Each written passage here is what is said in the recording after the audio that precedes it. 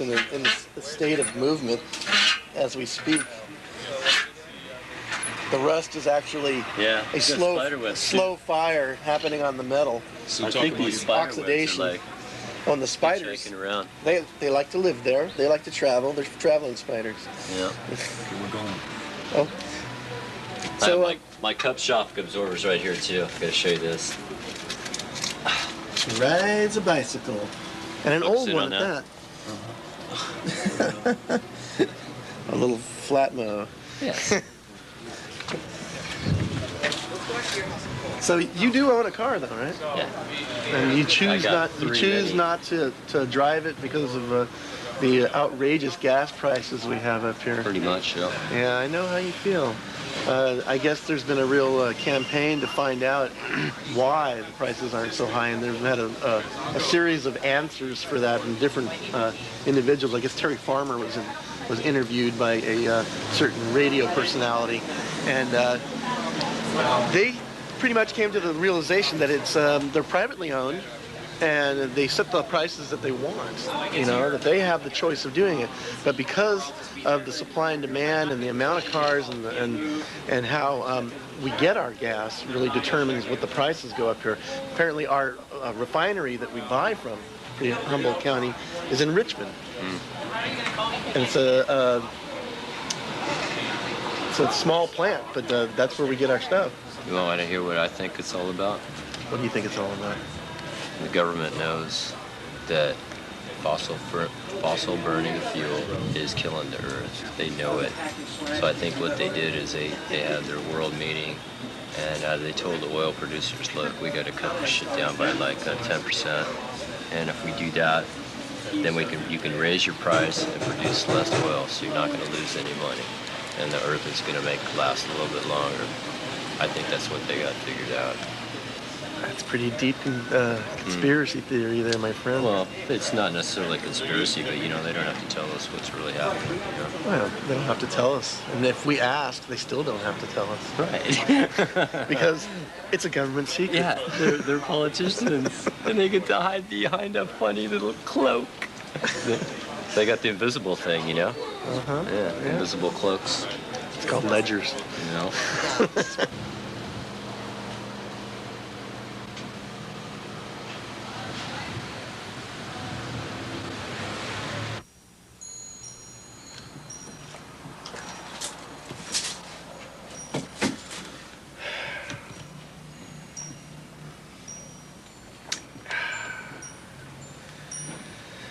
Yeah, the political structure of today seems to be a little bit messed up. I don't seem to see what's going on. I mean, what's the difference between Gore and Bush? They're both very, very demanding in their presence. They both are very commanding in their language, but a lot of the things they say just don't add up. I mean, if Gary Trudeau can come up with quotes from them and have them not be fictitious, have them be real and totally entertaining, there's got to be something wrong. I mean, these guys just are not the guys for the job. Unfortunately, if we vote for Ralph, it's going to be a vote for Bush. So I guess what it boils down to is, which one is the lesser of the evil for you? Which one do you think is more evil?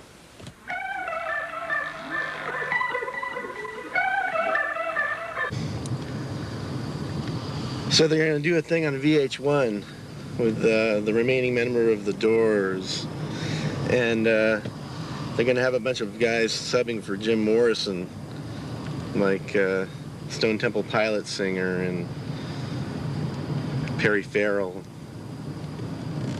I guess Creed's going to close it up, Light My Fire. I guess if you have the right potions, you can resurrect any kind of spirit, even if it's rock and roll, and it's dead. You can get a zombie here, too. All you gotta do is know the right one, you know? It's kind of like public care and health. You gotta go to the doctor that they want to tell you to. They demand it. The insurance companies. They dictate everything.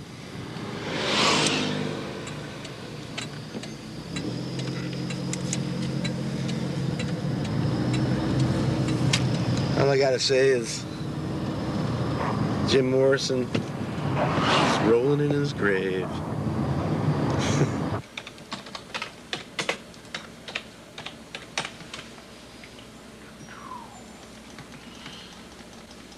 Public access. That's fitting. Public access. Once there was the freedom to speak out on the air. Once there was a public that had a voice somewhere. Once there was a council that played a game that's fair. Once there was an ACAT that wasn't running scared. Try to look back. Try to remember. When the city and ACAT were neither borrowers nor lenders. When the voice of the public was a main contender. Before money became more important than the members. When there was an active board and not a few pretenders. Gee, what was the last meeting? I think it was December. The Jackal and the Weasel had secret little meetings. They probably met online or had psychic readings. Meanwhile, the council met and listened to their bleatings. They double-talked and rolled their eyes upward towards the ceiling. The silence was so thick, you could hear a fly. They yawned and told them, not today, your price is too high.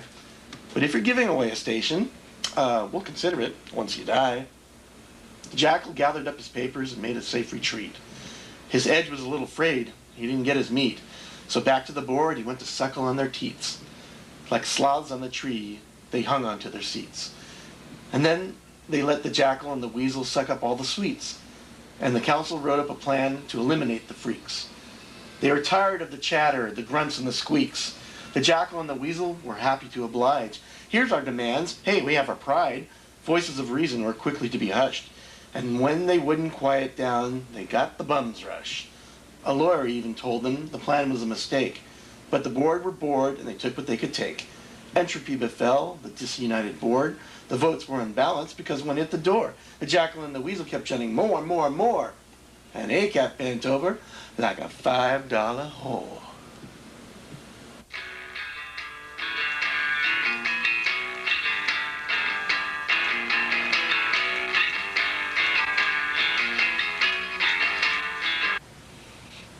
There's got to be a morning after. And there's got to be a morning after pill. Isn't it a shame that all those people that have been picketing the abortion clinics, making a big fuss about a woman's right to bear a child, now can't call it murder because it's a pill that's taken 49 hours after the act of conception. It's totally endorsed by the government, of course, because it's by the pharmaceutical companies. Now, the after effects, I'm sure there are some. I'm sure there's some headaches, sickness, maybe heart murmurs. But I'm no expert on medicine. I'm just a guy that likes to watch the news. Now, I don't know about you, but I think when a person goes in to taking a drug of any sort, they take those calculated risks into mind, and they weigh the pros and cons of using this product. I think that if someone wants to use the product, they should have the right to do it, just like they should have the right to bear a child or not bear a child. The problem is there are too many children that aren't getting the right kind of love, attention, and education that they really deserve, and that is what really counts. I mean, children are our future. They are what are going to make this planet work. And if we don't give them a good foundation or take care of the ones that are already here and stop worrying about all those kids that could have been born, then we're going to be in a whole lot of trouble. We're going to be very old people with no one to take care of us. And that's a scary thought, my friend.